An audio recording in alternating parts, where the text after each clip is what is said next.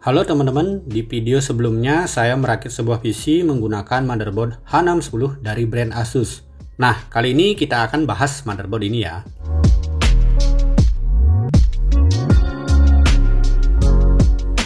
Oke, ini adalah motherboard Asus Prime H610MK DDR5 ARGB. Mobo ini adalah sebuah mobo dengan ukuran MATX atau lebih tepatnya Flex ATX 23,4 cm x 20,3 cm. Pertama-tama kita lihat dulu boxnya ya. Pada pojok atas ini terdapat stiker garansi dari Astrindo yang menjamin bahwa produk ini asli dan bergaransi. Lanjut ke kanan bawah, ada fitur-fitur unggulan yang dibawa oleh motherboard ini. Misalnya ARGB Gen 2 dan Asus Aura Sync.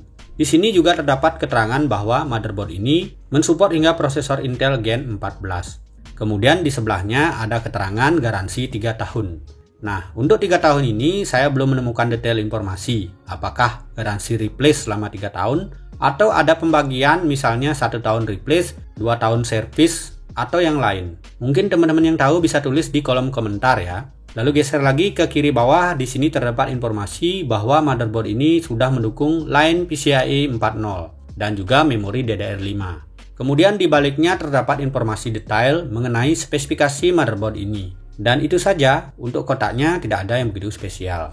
Oke, selanjutnya kita langsung saja unboxing untuk mengetahui apa saja yang ada dalam paket penjualannya. Ketika kita buka boxnya, maka pertama kali yang akan kita lihat adalah motherboard ini terbungkus dengan sebuah plastik anti listrik statis. Kemudian di sini juga ada box kecil yang di dalamnya berisi 2 buah kabel SATA. Lalu di bagian bawahnya kita akan menemukan backplate, pengunci M.2 SSD, serta dokumen-dokumen. Oke, pertama kita bahas dulu kabel SATA-nya. Kabel SATA yang diberikan cukup premium ya, sudah menggunakan pengait yang mampu mencegah kabel ini terlepas dari port SATA secara tidak sengaja. Kemudian backplate-nya sendiri di sini menggunakan semacam stainless steel yang umum ditemukan pada mobo-mobo budget. Nah, ini yang khas dari mobo Asus, yang mana menggunakan kuncian plastik untuk SSD M.2-nya. Jujur saja saya kurang suka dengan kuncian plastik seperti ini. Namun kuncian seperti ini lebih praktis dan tidak memerlukan obeng. Lalu dalam paket penjualannya juga terdapat CD driver. Lucu juga sih di zaman sekarang sudah internet kencang namun masih menyertakan CD driver seperti ini. Tapi ini nilai plus menurut saya karena siapa tahu di luar sana ada pembeli yang tidak mempunyai jaringan internet yang bagus. Sehingga CD driver seperti ini akan sangat berguna. Dan yang terakhir ini ada buku petunjuk, quick start guide dan selebaran yang umumnya kita cuekin. Kecuali ada informasi spesifik yang kita butuhkan. Oke, kita lanjut ke motherboardnya. Secara tampilan, Asus H610MK ARGB ini sudah mengaplikasikan tampilan kekinian, yaitu menggunakan corak-corak pada permukaan mobo. Corak-corak ini tentu tidak nambah FPS ya, tapi mungkin akan menambah sedikit estetika buat teman-teman yang menggunakan casing-casing tempered glass. Baik, langsung ke spesifikasi teknis. H610MK ARGB ini mendukung penggunaan prosesor soket LGA 1700 mulai dari Intel Core Gen 12, Gen 13, dan Gen 14. Jadi akan ada banyak pilihan prosesor yang bisa kita pasang pada mobo ini. Namun karena mobo ini adalah kelas bawah dan banyak keterbatasan oleh chipset H610, saran saya sebaiknya mobo ini disandingkan dengan prosesor low sampai mid aja, misalnya Core i3 dan Core i5. Lanjut ke kompatibilitas RAM. Untuk RAM, mobo ini bisa dipasangi maksimum hingga 96 GB RAM bertipe DDR5. Clock speed yang didukung hingga 5600 mts dan juga sudah mendukung Intel XMP alias Extreme Memory Profile. Nah, di sini clock speed RAM yang tercapai nantinya akan bergantung dengan prosesor apa yang kita gunakan. Clock RAM maksimal di 5600 mts hanya bisa didapatkan jika kita menggunakan prosesor minimal Core i7 Gen 13. Jika kita menggunakan prosesor i3 atau i5 Gen 12, 13, dan 14, maka kecepatan RAM yang didapat hanya sampai 4800 mts saja. Ini merupakan keterbatasan dari platform Intel H610 yang tidak mendukung overclocking pada memorinya. Jadi di sini teman-teman tidak perlu membeli memori RAM dengan clock speed yang tinggi-tinggi ya, kecuali ada rencana untuk upgrade mobo ke seri B660, B760, Z690 atau Z790. Oke, lanjut ke slot PCI Express. Pada mobo ini terdapat 2 buah slot PCI Express yaitu satu buah PCI Express x 16 dan satu buah PCI Express x 1. Untuk PCI Express x 16-nya merupakan slot PCI Express Gen 4 yang terhubung langsung dengan prosesor. Sedangkan untuk slot PCI Express x 1-nya merupakan slot PCI Express Gen 3 yang terhubung dengan chipset H610 pada Mobo ini. Nah, kemudian untuk slot M.2 yang terdapat pada Mobo ini merupakan slot M.2 NVMe PCIe Gen 3. Jalurnya berasal dari chipset H610. Untuk dukungan storage lainnya, pada Mobo ini juga sudah tersedia 4 buah port SATA 3, 6 Gbps, yang nantinya bisa dikoneksikan dengan hard disk atau SSD SATA. Oke, lanjut ke konektor atau header yang ada pada Mobo ini. Untuk mendukung sistem pendinginan pada Mobo ini, terdapat satu buah 4 pin CPU fan header dan 2 buah 4 pin PWM sasis fan header. Jumlah fan header ini cukup sedikit ya, namun wajar karena Mobo ini bukan merupakan Mobo high-end.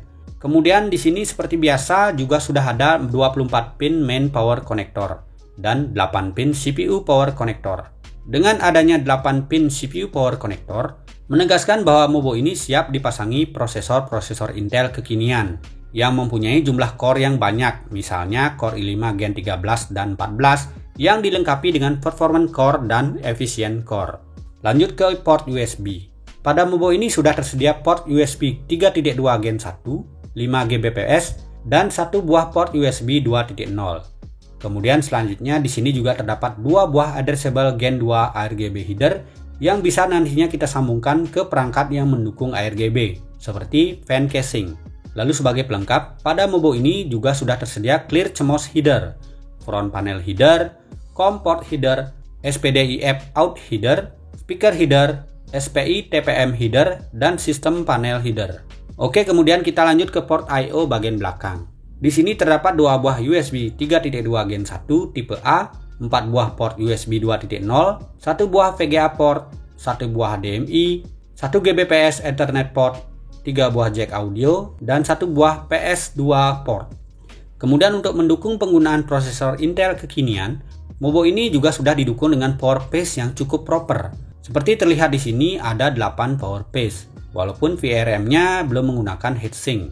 Pada Mobo ini juga sudah tersedia fitur DigiPlus PRM khas Mobo Asus yang diklaim mampu memberikan daya yang stabil ke prosesor, terutama saat bekerja penuh pada load tinggi. Seperti pada produk motherboard pada umumnya, Mobo ini juga memiliki fitur spesial, seperti misalnya untuk fitur proteksinya ada DigiPlus PRM, LAN Guard, Overvoltage Protection, Safe Slot Core, dan Stainless Steel Back Panel. Lalu juga ada fitur Asus Key Design, Asus Thermal Solution, dan tentu saja Asus Aura Sync. Khusus untuk Asus Aura Sync ini merupakan fitur unggulan yang dibawa oleh Mobo H610MK ARGB ini. Selain secara hardware, Mobo ini juga membawa fitur spesial secara software, yaitu Armoury Crate. Dan juga ada fitur unik, yaitu Virtual Pad. Virtual Pad ini adalah sebuah piaraan digital yang dapat kita kustomisasi sesuai dengan keinginan kita. Virtual Pad ini juga bisa menampilkan informasi mengenai CPU, memori, storage, dan juga network.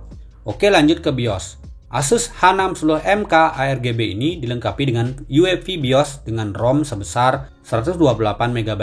Fitur-fitur yang ada pada BIOSnya juga lumayan lengkap, seperti Crash Free BIOS versi 3, HZ Plus, dan EZ Mode. Oke teman-teman, untuk hasil benchmark dari motherboard ini, saya sudah siapkan rangkuman hasil benchmark. Untuk mendapatkan hasil benchmark dari motherboard ini, saya menggunakan hardware pendukung, yaitu prosesor Intel Core i5 12400F, RAM 2x8GB DDR5 5600 MTS dari tim T-Force Delta R yang berjalan di 4800 MTS. Kemudian SSD Gen 4 WD810, lalu sebuah VGA RTX 2060 12GB. Untuk CPU cooler yang digunakan adalah Segotep, yaitu Beaver 240. Casingnya menggunakan GameX Infinity Mini. Untuk teman-teman yang sudah menonton video saya yang sebelumnya, semua hardware tersebut adalah konten rakit PC di video saya yang sebelumnya. Untuk hasil benchmarknya adalah sebagai berikut.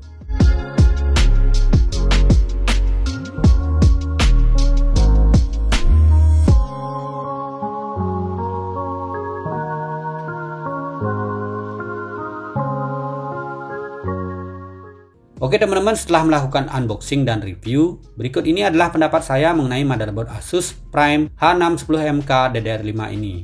Di harga 1 juta kecil atau tepatnya sekitar 1,1 juta sampai 1,3 juta saat video ini dibuat, Mobo ini merupakan salah satu alternatif yang menarik. Mengapa demikian? Karena bisa menjadi batu loncatan untuk merakit PC menggunakan Mobo B660 atau B760.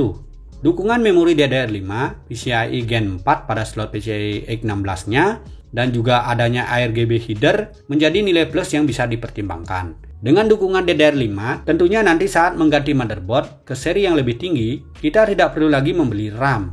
Kemudian dengan adanya support ARGB header, kita tidak perlu lagi membeli ARGB controller, yang harganya juga tidak murah. Ini menguntungkan saat kita mengganti ke motherboard ke seri yang lebih tinggi, yang artinya tinggal colok-colok saja fan ARGB-nya, dan tidak menyisakan controller ARGB yang menganggur tidak terpakai. Dan kalaupun kita tidak berencana mengganti motherboard, Asus Prime H610MK ini juga sudah cukup mumpuni untuk menangani prosesor-prosesor low hingga mid, misalnya Core i3 dan Core i5.